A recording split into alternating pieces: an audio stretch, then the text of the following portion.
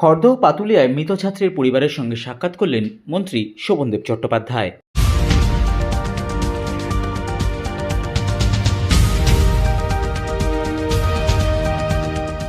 খড়দহ রহরা থানার অন্তর্গত পাতুলিয়া এলাকায় শনিবার অস্বাভাবিক মৃত্যুর ঘটনা ঘটে সাগর চৌধুরী নামের এক ছাত্রের।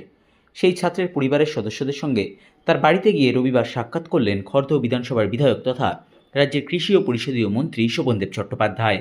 সংবাদ মাধ্যমের মুখোমুখি হয়ে তিনি জানান, পুলিশের সাথে ইতিমধ্যেই তার কথা হয়েছে, কিন্তু ছাত্রের কিভাবে মৃত্যু হলো তা বোঝা যাচ্ছে না।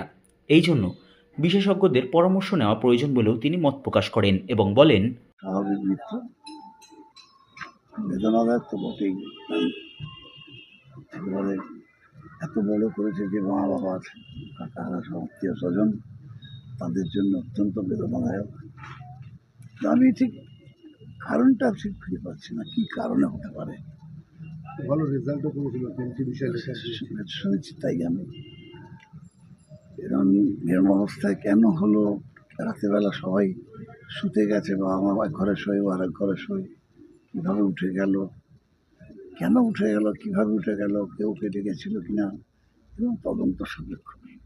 আমি ওসির লেভেলে কথা বলেছিলাম, কিন্তু it is not the capacity of an OC. আরও উপরে এবার মানে ইন্টেলিজেন্স ব্রাঞ্চ যারা আছে তাদের দিয়ে ইনকোয়ারি করতে হবে ব্যাপারটাকে। আমি সেইভাবে কথা বলে দিচ্ছি। মানে এরকম একটা মাধ্যমিকের স্টুডেন্ট অস্বাভাবিক মৃত্যু, মানে আপনার প্রশাসনের সর্বোচ্চ লেভেলের সাথে কথা হয়েছে?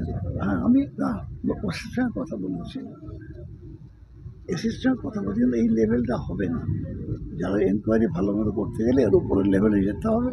আমি নিজের চোখে দেখতে এসেছিলাম, এই কারণে আলো বেশি করে নিজে দেখে নিই ব্যাপারটা বুঝবো, তাহলে আমি সেভাবে কথা বলবো। পোস্টমর্টমটা হলেই তো একজন বোঝা যাবে যে ওপর থেকে পড়েছে না ওকে মেরেছে।